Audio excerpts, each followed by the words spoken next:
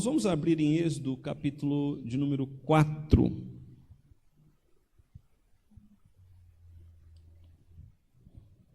Êxodo, capítulo de número 4.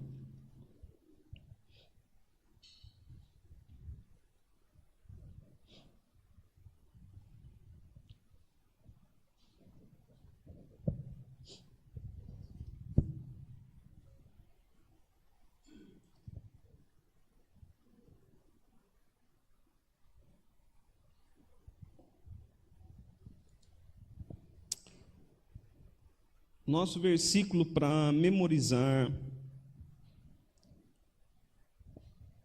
está ali na folha, né? Disse Deus a Moisés. Quero que você olhe na folha nesse momento.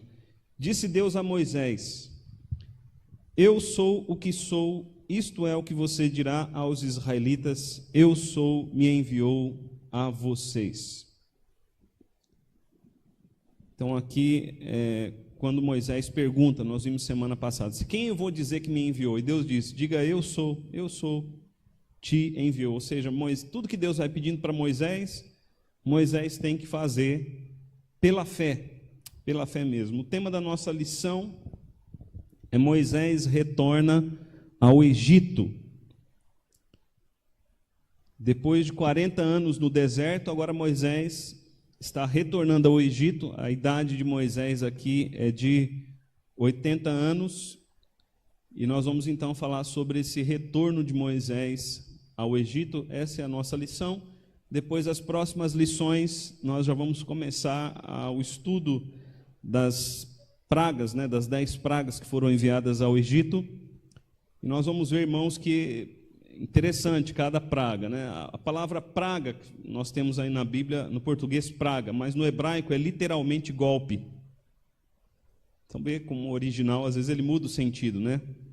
No português praga, mas no hebraico literalmente golpe. Foram 10 golpes que Deus deu ali contra o Egito. Mas isso nós vamos ver depois. Hoje nós vamos ver Moisés retorna ao Egito. Então, nós teríamos que ler, irmãos, todo o capítulo 4, a partir do versículo 18, todo o capítulo 5 e todo o capítulo 6. Nós não vamos ler, como eu tenho pedido aos irmãos, tenho pedido que vocês leiam em casa, mas nós vamos aqui dar uma passada no texto. Vamos passar ao texto. Depois de Deus ter aquela discussão com Moisés, como nós vimos semana passada, onde Deus dizia a Moisés, Moisés vai.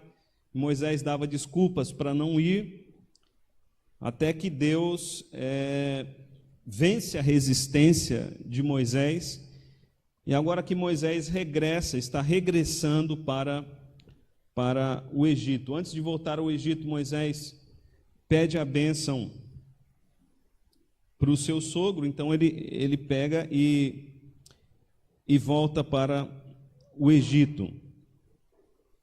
Ali no Egito ele deveria fazer sinais. Há um detalhe importante ali no capítulo 4, versículo 25, que quando Moisés está indo de caminho para o Egito, Deus procura, através de um anjo, matar o filho de Moisés. Muitos aqui pensam que é o Moisés que Deus iria matar, mas não é o Moisés, é o Gerson, é o filho de Moisés. Então a Zípora, ela circuncida o menino, nós vamos ver isso com mais detalhes depois. Ela circuncida o menino e então Deus não mais mata o menino, né? Deus desiste de matar o menino.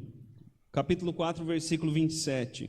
Diz também o Senhor a Arão, vai ao deserto para te encontrares com Moisés. Ele foi e, encontrando-o no monte de Deus, o beijou. Relatou Moisés a Arão todas as palavras do Senhor, com as quais o enviara, e todos os sinais que lhe mandara. Então se foram Moisés e Arão e ajuntaram todos os anciãos dos filhos de Israel. Arão falou todas as palavras que o Senhor tinha dito a Moisés, e este fez os sinais à vista do povo, e o povo creu, e tendo ouvido que o Senhor havia visitado os filhos de Israel, e lhes vira aflição, inclinaram-se e adoraram. Então, quando Moisés vai regressando ao Egito, Moisés encontra no caminho Arão, que Deus mandou Arão ir até Moisés. Eles se reúnem com os anciãos do povo, Moisés faz sinais perante os anciãos e eles creem, acontece ali um culto e acontece ali a adoração a Deus.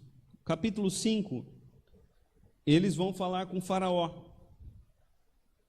Capítulo 5, versículo 1. Depois foram Moisés e Arão e disseram a Faraó: assim diz o Senhor Deus de Israel, deixa ir o meu povo para que me celebre uma festa no deserto. Respondeu Faraó: quem é o Senhor para que lhe ouça a voz e deixe ir Israel? Não conheço o Senhor, nem tampouco deixarei ir Israel. Eles prosseguiram: o Deus dos hebreus nos encontrou, deixa-nos ir, pois caminho de 3 dias ao deserto, para que ofereçamos sacrifícios ao Senhor nosso Deus, e não venha ele sobre nós com pestilência e com espada. Então lhes disse o rei do Egito: por que Moisés e Arão, por que interrompeis o povo no seu trabalho? Ide as vossas tarefas. Diz também Faraó: o povo da terra já é muito, e vós o distraís das vossas tarefas. Depois dessa conversa aqui, do versículo 6 até o versículo 14, Moisés vai afligir os filhos de Israel, vai exigir que eles continuem produzindo, eles produziam tijolos, vai exigir que eles continuem produzindo tijolos, mas Faraó não vai dar mais para eles a palha. Agora, além de construir tijolos, de fazer os tijolos, eles vão ter que recolher a palha. Do versículo 15 até o versículo 22, os israelitas se queixam de Moisés e de Arão, e diante dessa queixa Moisés vai orar a Deus, e ali no capítulo 6 Deus promete libertar os israelitas, e o capítulo 6 eu gostaria de ler com vocês até o versículo 13. Disse o Senhor a Moisés: agora verás o que hei de fazer a Faraó, pois por mão poderosa os deixará ir, e por mão poderosa os lançará fora da terra, fora da sua terra. Falou mais Deus a Moisés e lhe disse: eu sou o Senhor, apareci a Abraão, a Isaque e a Jacó como Deus Todo-Poderoso, mas pelo meu nome o Senhor não lhes fui conhecido. Também estabeleci a minha aliança com eles, para dar-lhes a terra de Canaã, terra em que habitaram como peregrinos. Ainda ouvi os gemidos dos filhos de Israel, os quais os egípcios escravizam. E me lembrei da minha aliança. Portanto, dize aos filhos de Israel: eu sou o Senhor, e vos tirei de debaixo das cargas do Egito, e vos livrarei da sua servidão, e vos resgatarei com braço estendido e com grandes manifestações de julgamento. Tomar-vos-ei por meu povo, e serei vosso Deus, e sabereis que eu sou o Senhor, vosso Deus, que vos tirou de debaixo das cargas do Egito. E vos levarei à terra a qual jurei dar a Abraão, a Isaque e a Jacó, e vou-la darei como possessão. Eu sou o Senhor. Desse modo falou Moisés aos filhos de Israel, mas eles não atenderam a Moisés por causa da dura ânsia de espírito e da dura escravidão. Falou mais o Senhor a Moisés, dizendo: vai ter com Faraó, rei do Egito, e fala-lhe que deixei sair da sua terra os filhos de Israel. Fala que deixe sair da sua terra os filhos de Israel. Moisés, porém, respondeu ao Senhor, dizendo: eis que os filhos de Israel não me têm ouvido, como, pois, me ouvirá Faraó? Eu não sei falar bem. Não obstante, falou o Senhor a Moisés e a Arão, e lhes deu mandamento para os filhos de Israel e para Faraó, rei do Egito, a fim de que tirassem os filhos de Israel da terra do Egito. E depois nós vamos ter ali, irmãos, a genealogia de Moisés e de Arão. Para que serve essa genealogia? Para confirmar que Moisés era de fato hebreu, que ele era de fato judeu e que ele era de fato da tribo de Levi. Isso era importante para Moisés poder liderar o povo como libertador. Eu gostaria de pedir ao presbítero Marcos que fizesse mais uma oração. Senhor Jesus, estamos nesta manhã, ó Pai, na Tua presença, Deus, submissos e confiantes ao Senhor, que o Senhor fará trará para os nossos corações, ó Pai, informações importantes sobre a Tua Palavra, Deus, que ela possa tocar os nossos corações e que possamos entender, ó Senhor, quais são os Seus desígnios, ó Pai, quais foram e quais serão os Seus desígnios para o Seu povo. Abra as nossas mentes e corações nesta manhã e que possamos estar em Ti, Senhor, e o Senhor em nós, em nome de Jesus. Amém, Senhor.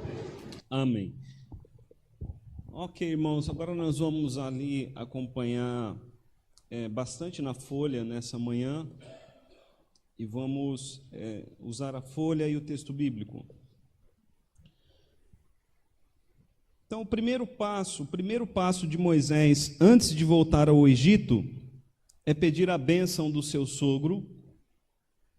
Êxodo capítulo 4, versículo 18. Alguém pode ler para nós esse versículo bem alto? Moisés voltou para Jetro, seu sogro, e lhe disse: deixa-me ir voltar a meus irmãos que estão no Egito para ver se ainda vivem.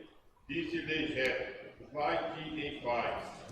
Interessante isso. Deus deu uma ordem para Moisés, mas antes de cumprir a sua ordem, Moisés vai falar com seu sogro, pedir a bênção para o sogro. Por que Moisés tem que pedir a bênção para o sogro? Porque Moisés está levando para o Egito a mulher e o filho. Então, para tirar o filho dali da casa, para tirar a mulher e o filho da casa do sogro, da vista do sogro, então ele vai pedir ali a bênção para o seu sogro.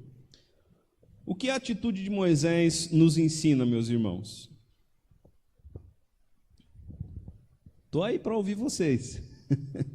O que a atitude de Moisés nos ensina, essa atitude dele? Ser obediente, né? Eu vejo assim um respeito para com a família, um respeito. Antes de ir, eu preciso falar com meu sogro. A Bíblia vai nos ensinar sobre o nosso relacionamento com Deus, mas vai também nos ensinar sobre o nosso relacionamento com o próximo, o relacionamento humano. Então a gente vê aqui todo um respeito de Moisés para com o seu sogro. E é importante isso. Antes de tirar a Natália da casa do pai dela, eu fui falar com o meu sogro, né? E ele me falou aqui como Jetro falou para Moisés: vai-te em paz. E essa bênção, ela é importante. Por que eu decidi frisar esse ponto? Porque em nossos dias parece que isso está se perdendo, né? Parece que isso está se perdendo.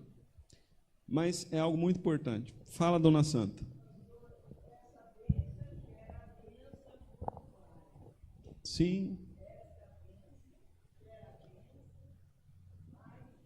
Mais e mais.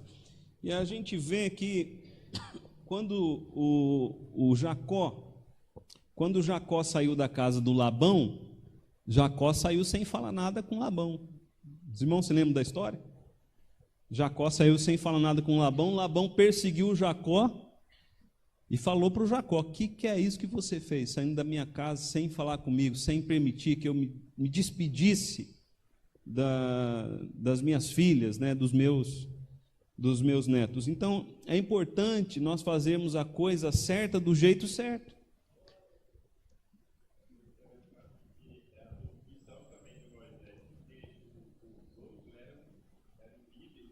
Sim.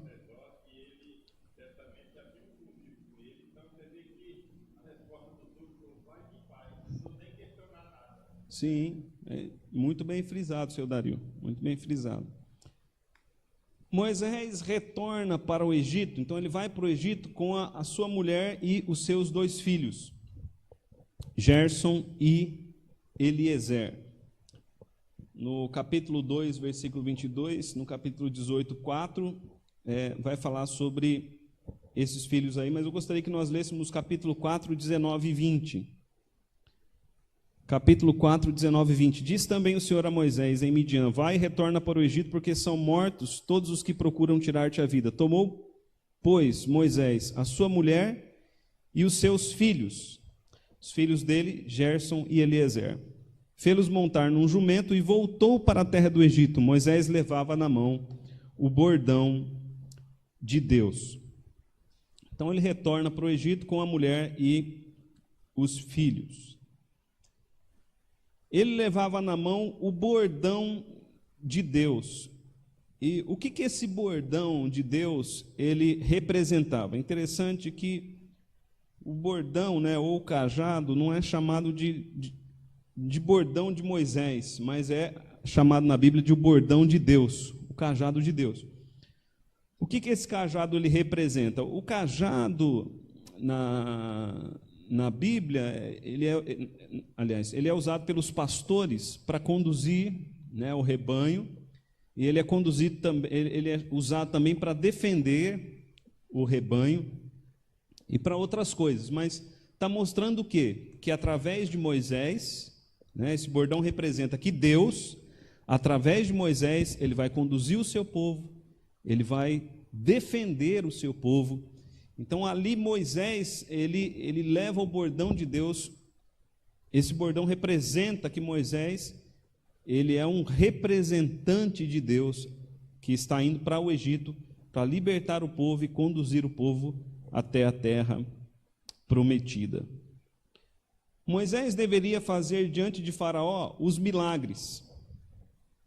Então Deus pediu para Moisés fazer milagres diante de Faraó. Então, que milagres ou sinais eram esses?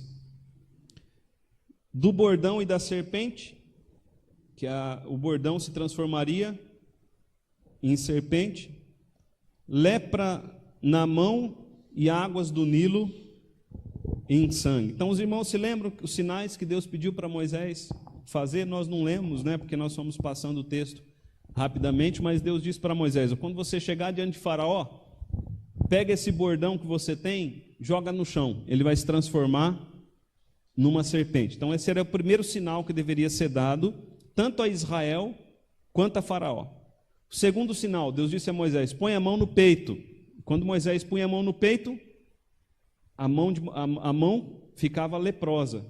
Quando Moisés tirava, Moisés punha de novo a mão no peito, a mão ficava curada. Então esse era o segundo sinal. O terceiro sinal, Deus disse para Moisés: transforma as águas do Nilo em sangue. Esses seriam 3 sinais para Faraó. Os sinais na Bíblia, eles têm sempre 2 sentidos. Você pode anotar aí. Os sinais são sempre para salvação e para condenação. Eles têm sempre esse sentido. Então, os que creem são salvos e os que não creem são condenados. É como o batismo do Espírito Santo, né? Que Jesus batizaria com o Espírito Santo e com fogo. Serão 2 batismos. Um batismo com o Espírito Santo para salvação, com fogo para condenação. E quando Jesus fazia milagres, esses milagres podem ser chamados de sinais. O que acontecia? Alguns criam em Jesus, mas outros diziam: ele faz sinais através de Beelzebul. Então aqueles que criam era para salvação, mas aqueles que não criam eram para condenação. Então Moisés deveria fazer sinais diante do povo de Israel e diante de Faraó. Nós lemos no texto, né? Quando ele fez os sinais diante do povo, o povo creu, o povo de Israel. Mas quando ele fazia os sinais diante de Faraó, Faraó não cria, né? O coração de Faraó se endurecia. Veja ali na folha. Contudo, Moisés também deveria saber que estes sinais não converteriam Faraó de maneira nenhuma. Deus endureceria o coração de Faraó. Alguém pode ler o capítulo 4, versículo 21?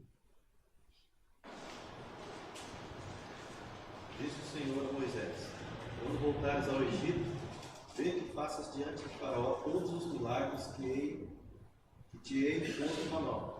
Mas eu lhe endureceria o coração para que não deixe ir o povo. Então Deus está dizendo aqui, né? Olha, Moisés, você vai fazer esses sinais, mas Faraó não vai crer. Eu vou endurecer o coração de Faraó para que ele não creia.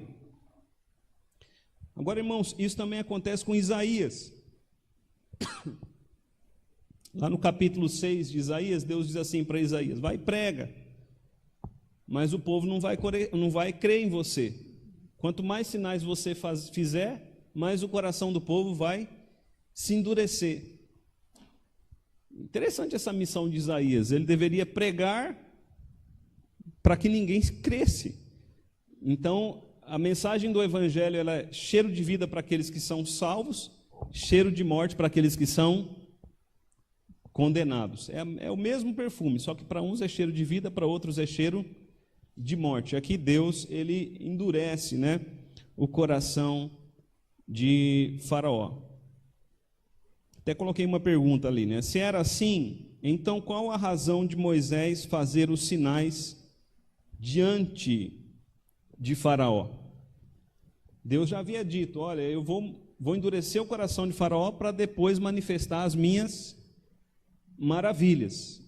Então, esse era o propósito divino. É por isso que a gente tem que pregar o Evangelho a tempo e a fora de tempo. Quem converte é o Espírito Santo. A gente prega o Evangelho. Nós envidamos, né, todos os esforços. Mas se o Espírito Santo não agir, a pessoa fica ali com o coração endurecido. Alguém levantou a mão? Manuel levantou a mão não, né? Israel, veja ali na folha, irmãos. Israel é chamado de primogênito do Senhor. Uma referência a Jesus, né, que nos faz lembrar de Jesus. O primogênito de Deus Pai, primogênito é autoridade. Isso aqui é uma coisa importante para nós. Por quê? Porque o que significa o primogênito na Bíblia? O primogênito, ele significa autoridade. A autoridade, é isso que significa primogênito. Então, a autoridade de Deus está sobre quem? Sobre Israel. Agora, por sua dureza, Deus mataria os primogênitos do Egito e o primogênito de Faraó. Capítulo 12, versículo 29. Alguém pode ler?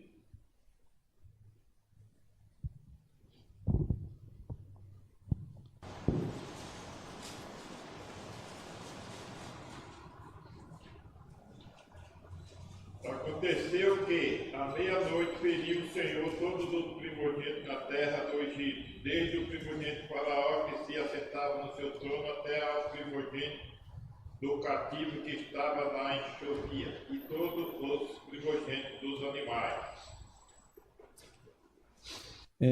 Por que Deus mata os primogênitos do Egito? Depois nós vamos ver isso com mais detalhes. Mas Deus quer mostrar que o Egito ele não tem autoridade, que toda autoridade é do Senhor. Deus, quando preserva os primogênitos de Israel, ele quer mostrar que Israel tem autoridade espiritual, mas o Egito é um povo ali despido de autoridade. Ok. Porque, onde nós lemos isso, né? Só para situar aí os visitantes, capítulo de número 4, versículo 22. Capítulo de número 4, versículo 22, diz assim: dirás a Faraó, assim diz o Senhor, Israel é meu filho, meu primogênito.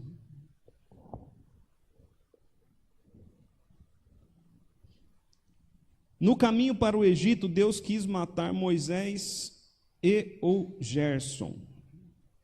Esse é um texto que eu gostaria de ler com os irmãos, novamente. Capítulo 4, 24 a 26. Quando Moisés está retornando para o Egito, aí nós temos aqui essa história. Estando Moisés no caminho, no caminho para o Egito, numa estalagem, encontrou o Senhor e o quis matar. Então Zípora tomou uma pedra aguda, cortou o prepúcio de seu filho, lançou aos pés de Moisés e lhe disse: sem dúvida és para mim esposo sanguinário. Assim o Senhor o deixou. Ela disse: esposo sanguinário, por causa da circuncisão. Aqui, irmãos, no texto em português, dá a entender que Deus quis matar o Moisés, mas não é o Moisés que Deus quis matar. No texto hebraico fica claro que é o Gerson. Aqui houve uma confusão do nosso tradutor. Deus não queria matar Moisés, até porque Deus teve alguns encontros com Moisés. Deus apareceu para Moisés na sarça, Deus falou com Moisés, e Deus não quis matar Moisés. Mas agora, no caminho para o Egito, está indo Moisés e a sua família. Moisés está numa estalagem, e Deus, a Bíblia diz aqui que é o Senhor, o próprio Deus quis matar, né, o menino, o Gerson. Mas por que ele não morre? Porque a Zípora pega ali uma pedra, a sangue frio, corta o prepúcio do menino e circuncida o menino. Agora, por que Deus quis matar o menino? Porque Deus tinha feito uma aliança com Abraão. Qual era a aliança com Abraão? Todo aquele que não for circuncidado morrerá, será exterminado do meio do meu povo. Os irmãos veem aí a importância da aliança? Vê a importância da aliança? Gerson não tinha entendimento, ele ainda era uma criança, mas a aliança de Deus era com Moisés e com a sua família. A importância da aliança. Isso é uma coisa assim tão interessante, porque Deus procurou matar todos aqueles que não eram circuncidados? Não. Mas por que Deus quis matar o Gerson? Porque Moisés ia ser o líder da nação de Israel. E Deus queria ensinar a Moisés a importância do líder observar os ritos da aliança. Porque se o líder observa, o povo também tende a observar. Mas se o líder não observa, o povo também não vai observar. É por isso que Deus aqui quis matar. A importância da aliança. Desde Gênesis, nós temos estudado o que, irmãos? A aliança. A aliança, ela vai aparecendo em todas as partes. Em todas as partes, em todos os blocos. Deus faz referência à aliança. Então tem um livro chamado o Cristo dos Pactos, de um autor chamado Palmer Robertson, onde ele traça na Bíblia a linha da aliança. Então a aliança, ela permeia por todas as escrituras. Se a gente perder de vista a aliança, nós perdemos o sentido correto da interpretação do texto bíblico. Sim.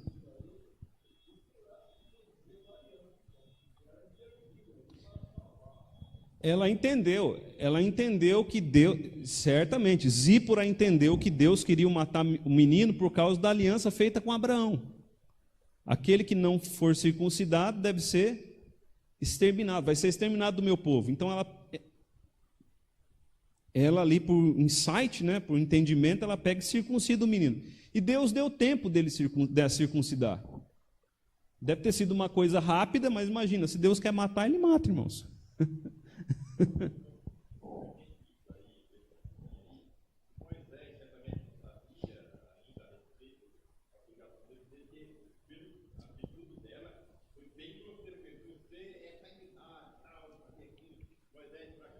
Sabia, mas relaxou. Sim, ele sabia, mas ele relaxou. E muitas vezes nós sabemos e relaxamos. A gente sabe, mas a gente... Exatamente. Às vezes bem alto, né? Ok, irmãos, então veja ali.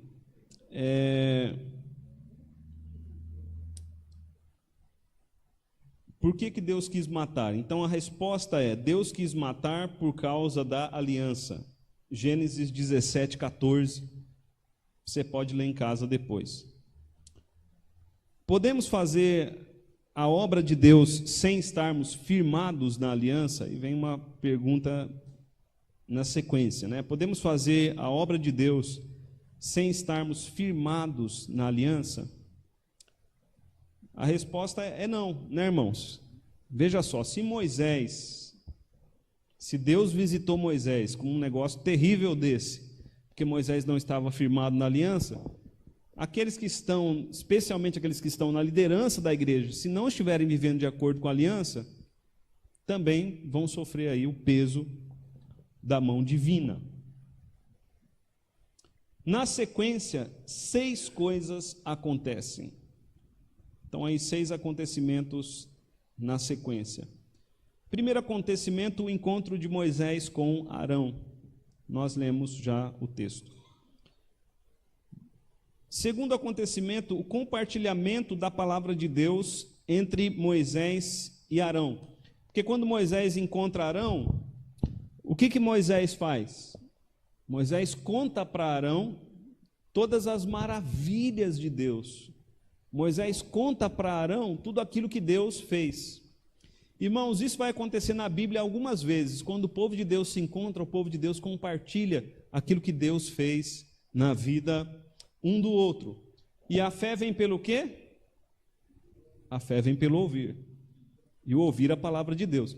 Então, Moisés compartilha com Arão, Arão crê, Moisés e Arão vão e compartilham com o povo crê. A fé vem pelo ouvir. Terceira coisa que acontece, o encontro de Moisés e Arão com todos os anciãos de Israel. Aquilo que nós falamos, Deus, semana passada, Deus sempre trabalha em colegiado. Moisés e Arão falam com os anciãos, e os anciãos falam com o povo. Os irmãos se lembram o que significa a palavra anciãos? Literalmente, barbados, né? Oi? Idoso para nós, né, Manuel? Mas naquela época lá, literalmente, barbados, né? Aqueles que tinham já barba feita, experiência já. Então, os anciãos de Israel. Moisés faz os sinais diante do povo. Essa é a quinta coisa que acontece. Quando Moisés se reúne com o povo, ele faz os sinais diante do povo. Os 3 sinais. O sinal da serpente, né, o bordão que transforma em serpente. O sinal da mão leprosa e da mão que é curada depois. E o sinal da água do Nilo se transformando em sangue. Sexta coisa que acontece é o povo crê e adora. Interessante esse 6º ponto aqui, eu quero ressaltar isso. Porque a adoração a Deus nada mais é do que uma resposta de fé. Amém, queridos? Quando nós cremos, nós adoramos. Aquele que crê, adora. E isso vai acontecer na Bíblia várias vezes, aqui em Êxodo, algumas vezes, como nós vamos ver. O povo de Deus, depois que tem o coração cheio de fé, ele adora. Então, a nossa adoração a Deus é uma resposta de fé. E Deus nos chamou especialmente para adorarmos. Deixa eu dizer isso.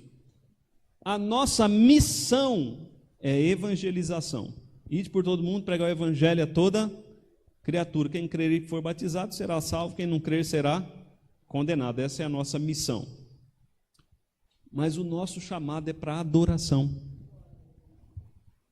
O povo de Deus crê, adora e prega. Essa é a sequência.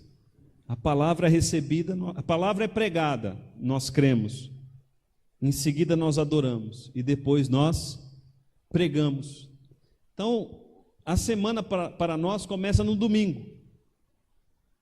Para nós cristãos começa no domingo, porque Jesus ressuscitou no domingo. O Pentecostes aconteceu no domingo. Jesus apareceu aos discípulos depois da ressurreição no domingo. Então, o domingo é um dia importante para a igreja. No domingo, a palavra é pregada. A igreja adora. E durante a semana nós proclamamos, pregamos o evangelho a toda criatura, né, que Deus coloca diante de nós. Como podemos aplicar isso nas nossas vidas? Da forma como eu disse aqui aos irmãos, queria que nós lêssemos ali, só para frisar, antes de continuarmos, capítulo 4, versículo 31, diz assim: E o povo creu, e tendo ouvido que o Senhor havia visitado os filhos de Israel, e lhes vira aflição, inclinaram-se e adoraram. Em seguida, Moisés e Arão, começa o capítulo 5. Capítulo 5, em seguida, Moisés e Arão falam a Faraó, vão ao encontro de Faraó. Então nós temos aqui o primeiro encontro de Moisés com Faraó, capítulo 5, versículo 1 a 14. O primeiro encontro de Moisés com Faraó. Nós vamos ler ali na folha. Você está aí comigo, amém? Através de Moisés, Deus diz a Faraó que o povo de Israel pertence a ele e não a Faraó. Deixa ir o meu povo. Né? Então, preste atenção aqui nisso, isso é importante. Deus vai dizer o seguinte, Deus vai dizer, Israel pertence a mim, Faraó. Deixa ir o meu povo. Deus faz uma pequena exigência e endurece o coração de Faraó para que ele não aceite. E assim as exigências de Deus aumentariam progressivamente. Deixa eu explicar isso aqui. Primeira coisa que Deus faz é, Moisés vai até Faraó e faz uma exigência. Qual seria a exigência? Deixa o meu povo ir caminho de 3 dias para o deserto para que me sirva. Essa é a pequena exigência. Faraó endurece o coração. Quando Moisés vai falar de novo com Faraó, já é uma outra exigência, um pouco maior. E cada vez que Moisés vai falar com Faraó, a exigência de Deus aumenta. E assim progressivamente, a exigência vai crescendo, até que Deus começa a dar os golpes. Nós lemos na Bíblia praga, mas no hebraico, como eu disse, literalmente são golpes. Deus vai dando os golpes até destruir completamente o Egito.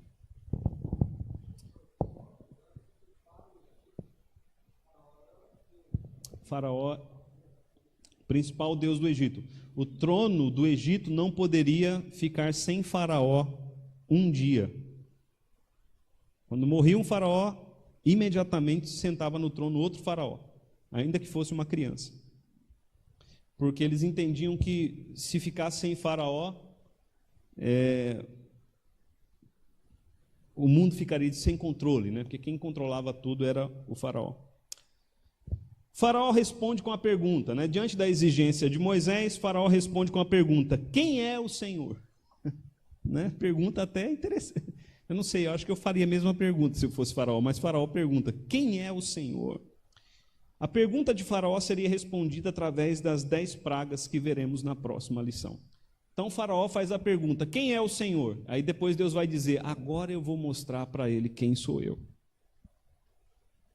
Nós vamos ver isso na sequência, Deus falando isso. Não, ele pergunta mesmo: quem é o Senhor para que eu deixe Israel ir? Ele achava que ele era Deus, né? Então quem é o Senhor? Qualquer Deus está abaixo de mim. Essa é a visão do Faraó. Diante do incômodo causado por Moisés e Arão, né, porque Moisés começou ali a incomodar, diante do incômodo causado por Moisés e Arão, Faraó aflige os hebreus com trabalhos ainda mais duros. A estratégia de Satanás era envolver tanto os filhos de Israel com trabalhos que eles não teriam tempo para ouvir a palavra de Deus pregada por Moisés. Irmãos, isso aqui é uma estratégia clara no texto. Porque Faraó diz o seguinte: eles vão trabalhar tanto, eles não vão ter tempo para ouvir mentiras.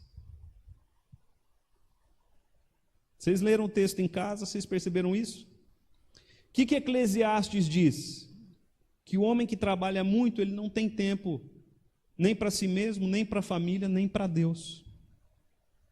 Invertendo a ordem, primeiro o homem deveria ter tempo para Deus, depois para a família, depois para si mesmo. Mas o homem que trabalha muito, ele não tem esse tempo e ele é afligido por seu trabalho. Então, qual que é a estratégia de Satanás? Vamos dar trabalho para que esse povo não tenha tempo de ouvir a palavra de Deus. Os irmãos acham, é a pergunta que está no texto, os irmãos acham que Satanás ainda faz isso hoje? Com certeza faz. Tem muito crente que deixa de vir à igreja por causa do quê? Trabalho. Ah, pastor, estou trabalhando tanto. Tenho trabalhado tanto, mas tanto, estou tão cansado, eu não tenho tempo para ir para a igreja. É o diabo, né? Estratégia de Satanás. Lá na época do Moisés, ele já fazia isso. Além do muito trabalho, Satanás também usou novamente a estratégia da aflição. Os superintendentes dos filhos de Israel eram açoitados e cobravam o próprio povo do cumprimento das tarefas. Vemos aqui o ataque de Satanás aos líderes. Se os líderes ficam afligidos, ficam sem condições de liderar. Eis o motivo pelo qual temos que estar em constante oração pelos nossos líderes, porque qual que é a estratégia do faraó? Ele aflige quem? A quem ele aflige? Os líderes. Você pode ver ali. O povo era afligido com o trabalho, mas os líderes eram afligidos com açoites. Os capatazes, né, os líderes do povo de Israel, apanhavam. E por causa do sofrimento, eles já não queriam mais ouvir Moisés. Porque o Moisés, quanto mais você prega, mais a gente apanha. Era isso que estava acontecendo ali. Se você ler ali o capítulo 4, onde nós estamos, né, o versículo 14. Capítulo 5, versículo 14, perdão, irmãos, nós estamos no capítulo 5. Capítulo 5, versículo 14, diz assim: E foram açoitados os capatazes dos filhos de Israel, que os superintendentes de Faraó tinham posto sobre eles. E os superintendentes lhes diziam: Por que não acabastes nem hoje, nem ontem, nem hoje a vossa tarefa, fazendo tijolos como antes? Então ali eram os líderes que eram afligidos. A liderança tem que estar atenta, porque às vezes a liderança não consegue servir, porque tem muito trabalho, e aí começam também a vir as aflições, e o inimigo, né, pode estar por trás disso para enfraquecer a igreja. Veja ali na folha: diante da opressão de Faraó, coloquei ali Satanás entre aspas, porque Faraó ali é um instrumento de Satanás, né? Diante da opressão de Faraó, os líderes de Israel perdem a visão espiritual. Capítulo 5, do versículo 15 até o versículo 23. Eu gostaria de ler esse texto aqui, é importante. Capítulo 5, versículo 15.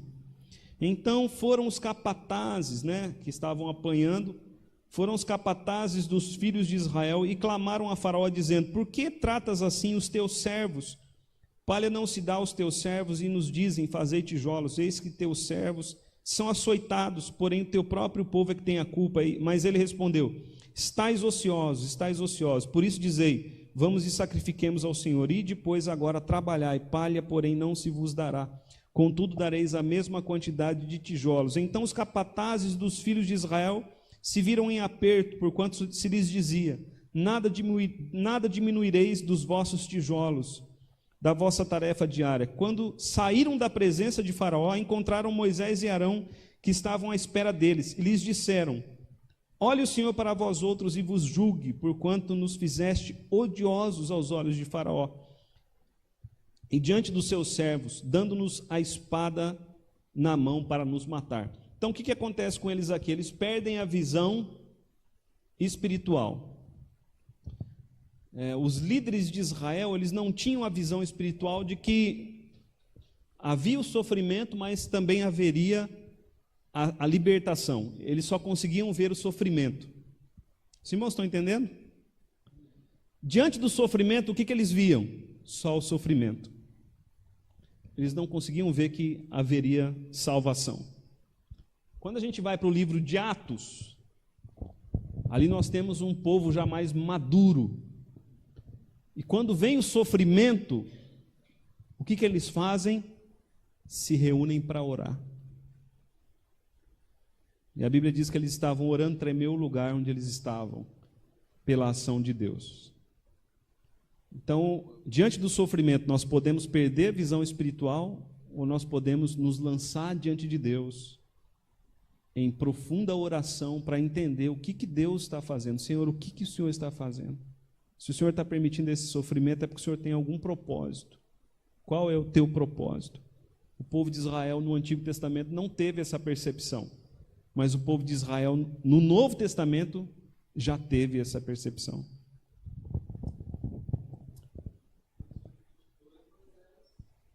Moisés, sim, ele ora, mas só ele, né? Ele e Arão. Veja ali na folha, virando a folha, a página 2. Os capatazes, né, líderes de Israel, diante do sofrimento, pediram alívio para quem? Faraó, né? Eles foram até Faraó, eles deviam ter ido até Deus. Eles não deveriam ter pedido isso a Deus. Faraó não lhes atendeu em nada do que pediram. Diante do sofrimento, os líderes de Israel se levantaram questionando a liderança de Moisés. Diante da atitude do povo, Moisés buscou a presença de Deus em oração. Isso vai se repetir outras vezes no livro do Êxodo. Temos o desafio de manter a visão espiritual em meio às aflições e ao sofrimento como parte do plano de Deus para nos salvar. Então Moisés, sim, Moisés tinha visão espiritual. Senhor, né, o que está acontecendo? E aí Moisés ora e o próximo ponto nosso ali é a resposta de Deus à oração de Moisés. Capítulo 6, 1 a 13. Nós não vamos ler, nós já lemos no começo, né?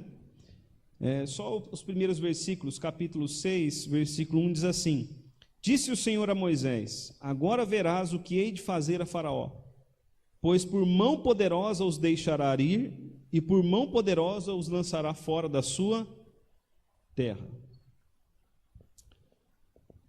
Então vamos ler aqui, ver aqui alguns versículos para a gente entender, né? Primeiro ali, a resposta de Deus à oração de Moisés. Nós temos alguns pontos. O primeiro ponto é: Ele, que é Deus, Deus libertaria Israel como? Por mão poderosa. Uma referência às 10 pragas, né? Ou aos 10 golpes. Deixa eu dizer aqui uma coisa: nada que vai acontecer ali no Egito não foi predito por Deus. Tudo que vai acontecer ali já vai sendo predito por Deus. Então Deus está no controle da história. Deus diz para Moisés: Moisés, agora eles vão ver, eu vou tirar vocês aqui por mão poderosa. A palavra poderosa aqui pode ser traduzida também por soberania. Eu vou mostrar a minha soberania. Deus diz de si mesmo, ali o tetragrama sagrado, o nome impronunciável. Capítulo 6, versículo 3. Aparecia a Abraão, a Isaque e a Jacó como Deus Todo-Poderoso, El Shaddai. Mas pelo meu nome, o Senhor, não lhes fui conhecido. Quando ele diz aqui o Senhor, aparece o tetragrama sagrado, que nós teríamos que ler de trás para frente, né? No hebraico não existe vogal, a, e, o, u, só consoante. Então esse nome, como eu disse semana passada, ninguém sabe a pronúncia. Na nossa Bíblia está traduzido por o Senhor. E o judeu, ele não pronuncia esse nome. O judeu, quando vai lendo aqui o texto hebraico, e ele chega nesse ponto, ele diz Hashem, o nome. Ele diz Hashem, pula o nome. Ele não pronuncia esse nome. Ele tem medo de pronunciar o nome de Deus em vão. E os copistas bíblicos, quando eles chegavam nesse nome, eles trocavam a pena. Tinha uma pena só para escrever esse nome, o nome sagrado. O Testemunho de Jeová diz que o nome é Jeová. Outros vão dizer que é Javé. Outros vão dizer que é Yavé. Mas a verdade é que ninguém sabe a pronúncia desse nome sagrado. Talvez algum rabino, né? Algum rabino muito experiente saiba, mas ele também não vai ficar falando porque eles não pronunciam esse nome com facilidade. O fato é o seguinte: Deus diz que Ele é o Senhor, e esse nome sempre aparece em referência à aliança. Todas as vezes que Deus vai falar da sua aliança, Ele usa o nome sagrado. Os irmãos entenderam isso? Quando que o nome sagrado aparece? Quando Deus vai fazer referência à sua aliança. É importante a gente saber disso. Abraão, Isaque e Jacó conheceram a Deus como Deus El Shaddai, o Deus Todo-Poderoso. Mas eles não conheceram a Deus por esse nome que Deus usaria para o estabelecimento profundo da sua aliança. Deus lembra que Ele é Deus de aliança, capítulo 6, versículo 4. Também estabeleci a minha aliança com eles, para dar-lhes a terra de Canaã, a terra que habitaram como peregrinos. O que é que Deus sempre tem em mente aqui, irmãos? Sendo até repetitivo, mas como a Bíblia é enfática, nós vamos ser enfáticos. O que é que Deus sempre tem em mente aqui? A aliança. A aliança. Deus sempre está agindo por causa da sua aliança. Por que Deus não destruiu o mundo nos dias de Noé? Por causa da aliança feita com Adão. Por que Deus separa Abraão? Por causa da aliança que ele fez lá em Gênesis 3,15. Por que Deus volta 400 anos depois para tirar o povo do Egito? Por causa da aliança que ele fez com Abraão. Então, Deus sempre tem em vista a sua aliança. Deus ordena que Moisés diga aos filhos de Israel sobre o seu poder para salvar. O que os filhos de Israel não poderiam fazer por si mesmo, Deus faria. A salvação é uma obra exclusiva de Deus. Deus é quem salva. Então, ele tem poder para isso, ele tem poder para salvar. O povo de Israel poderia salvar a si mesmo? Não. Nós poderíamos salvar a nós mesmos? Não. Por isso que nós precisamos de Jesus.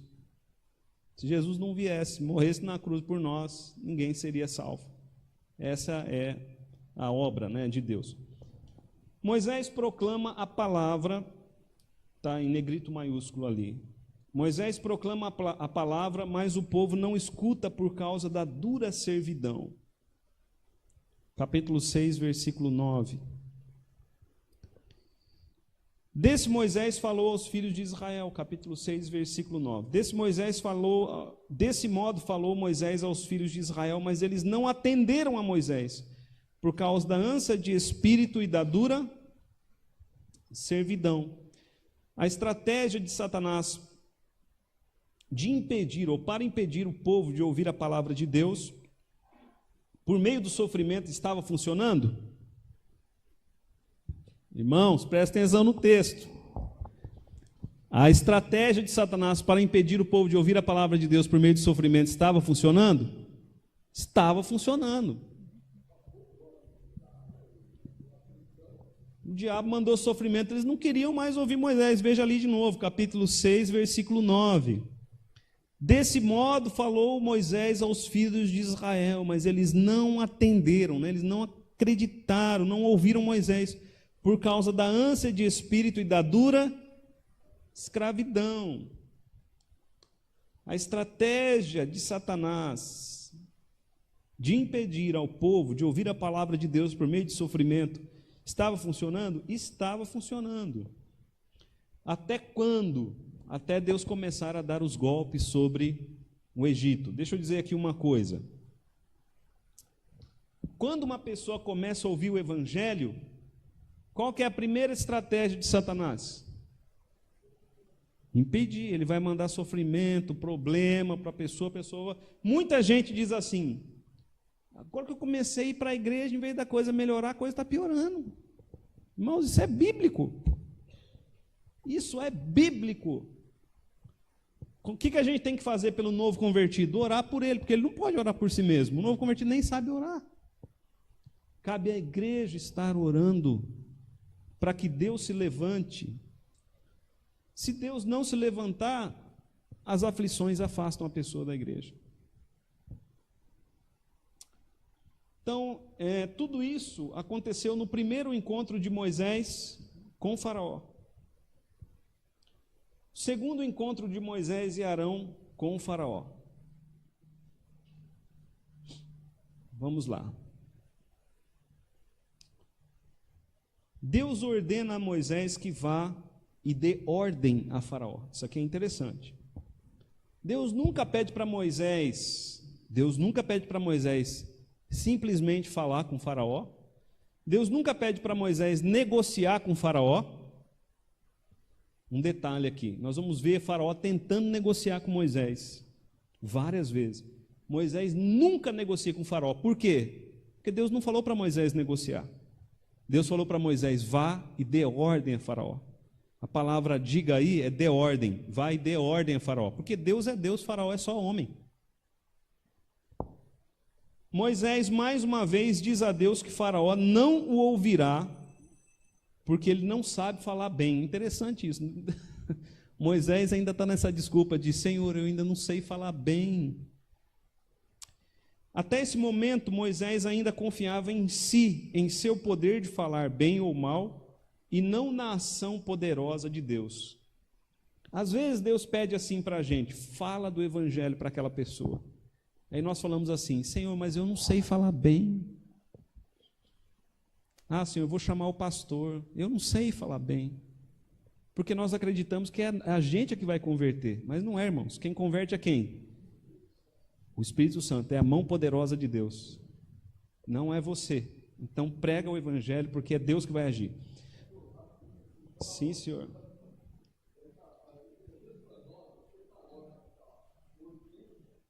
É. Sim. Não tem conversa.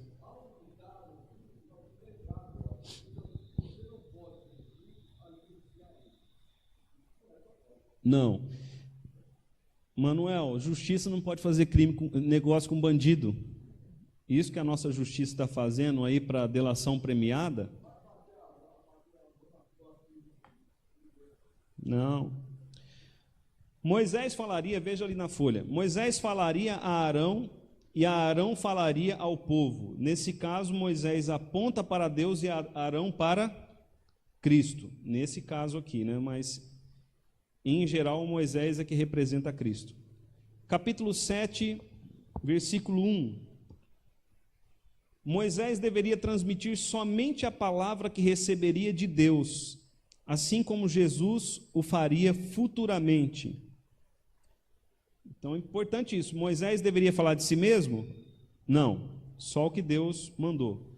Capítulo 7, versículo 2. Mais uma vez, Deus endureceria o coração de Faraó para poder mostrar seu poder por meio das 10 pragas. As pragas seriam destruição para os egípcios e salvação para Israel. A aliança de Deus era com Israel. Porém, ambos, egípcios e israelenses, ficariam sabendo do poder e da soberania de Deus em resposta à pergunta de Faraó, capítulo 5, versículo 2. Lembra que Faraó perguntou? Quem é o Senhor? E aí Deus vai mostrar quem é Ele através das 10 pragas. Você pode ler em casa capítulo 9, versículo 16, depois Romanos capítulo 9 também.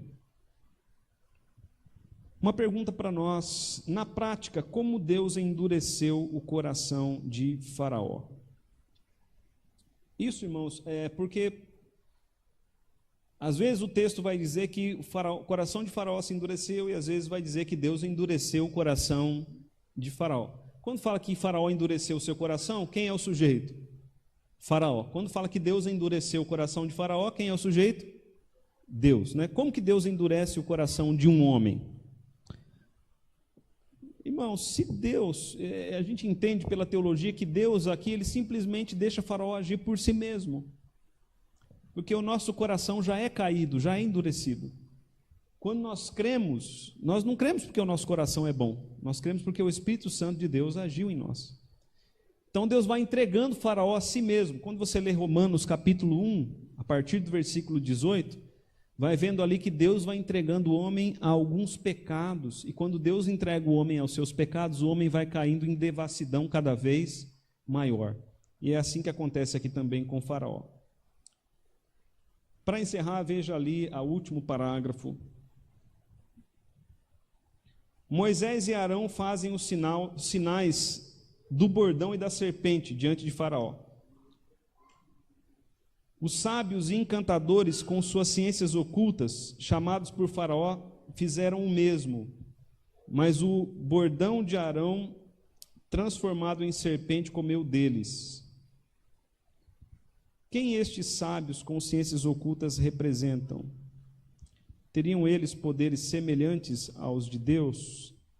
Eu vou deixar isso aqui para a semana que vem, só esse finalzinho. Ok? Por causa do nosso tempo, para a gente não correr. Quero que você leia em casa o capítulo 7, de 1 a 13.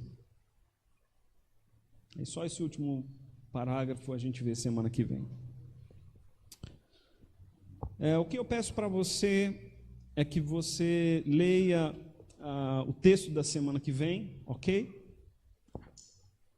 Êxodo 6, capítulo 6, 28 até o 10, 29.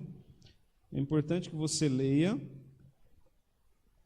para você já chegar aqui com um pré-conhecimento da nossa lição.